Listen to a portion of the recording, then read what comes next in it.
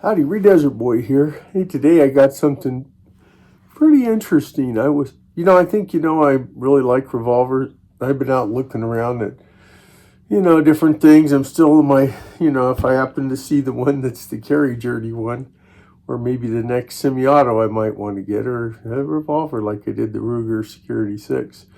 Well, as you can know, excuse me there, I have a real penchant for liking revolvers.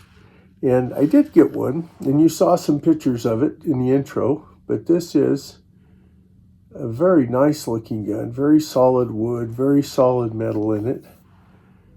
And this one here happens to be an H&R Harrington and Richardson 22 Magnum, 22 long rifle, or 22 LR revolver. And this one, even though you see the ejector rod right here, like you would with the single action, and it's got the side gate here, and of course you line these up and you eject the rounds, right? So in this one you got to put it on a little cock there to get it lined up there. We get it, first of all, let's just check it unloaded. While we're doing that, we can show that it's unloaded so everybody doesn't get excited here, but you line it up just like you would, a single action revolver.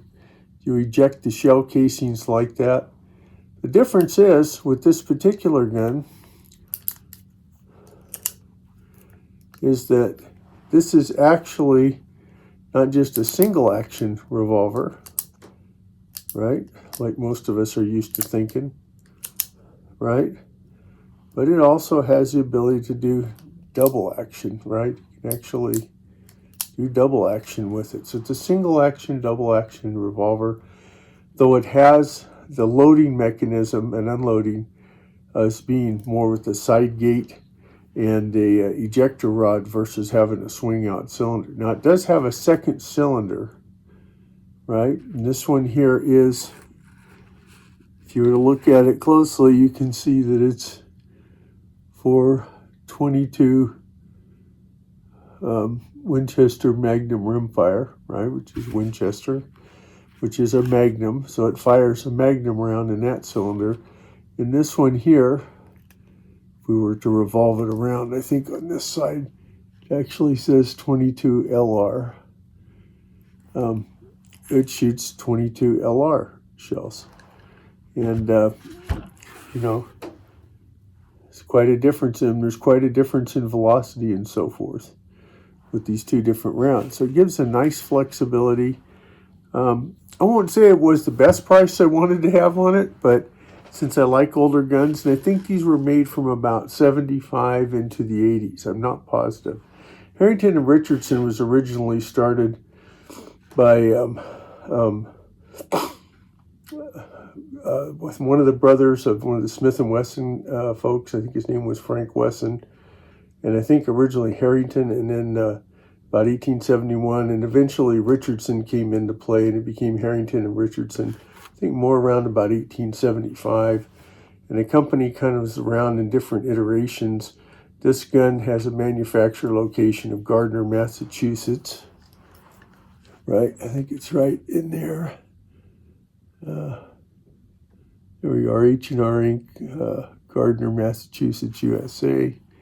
Right, and look up here on the barrel, we can see model 649 22 caliber, made in USA. So as I mentioned, it does have but anyway, they went on into business until about 1986, and then they were kind of in business, kind of not, till about 2015. I think eventually Marlin picked them up, and then Remington, and then nowadays, all the things.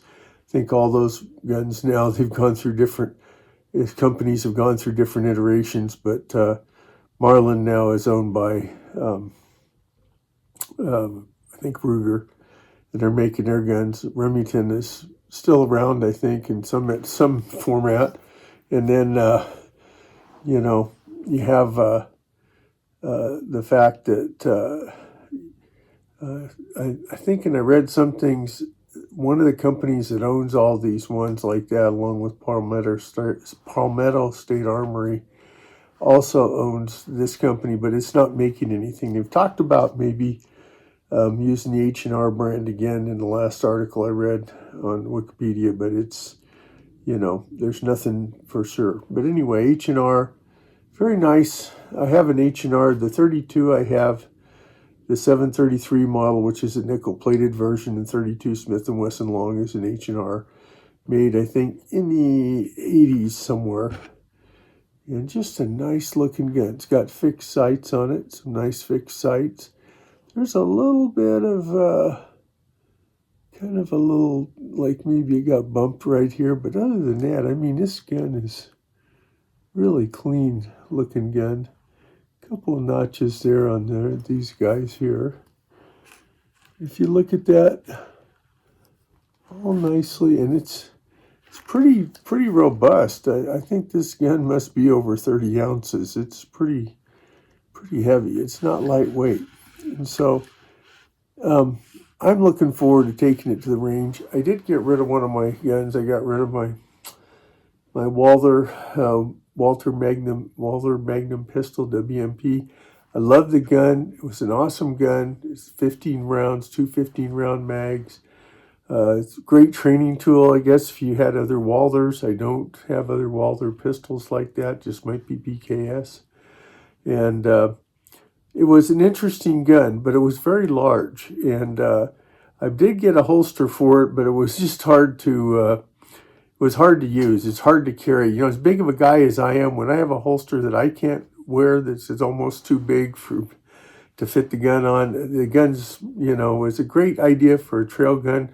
But, you know, now I live in Montana. 22 Magnum is not sufficient for a trail gun up here. There's just too many other creatures up here. You need something more powerful. So, anyway, I gave that up. But I was still looking for another Magnum pistol, and this worked out. So we'll see how it works out on the range.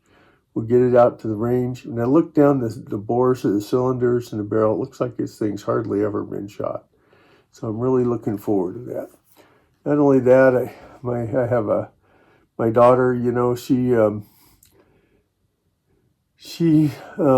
likes revolvers, particularly single action, but this gives her a single action, double action one maybe someday when I go to the great beyond, whenever that is, and she'll have one that's you know, in a caliber that's not only got some good plinking fun, but one that's got enough power to be sufficient for protecting oneself with the Magnum. Not that 22 LR can't do that job, it's just not usually the recommended, but Magnum does a little better job with that. So anyway, there you go. The H&R Model 649 with 2 cylinders, 6 rounds, you know, double action, single action, but it's a single action ejector rod type of, and loading gate type of a mechanism for loading and unloading. So as Reed Desert Boy always says, be safe out there, whatever you're doing. If you like this video, please like, comment, and subscribe. Bye now.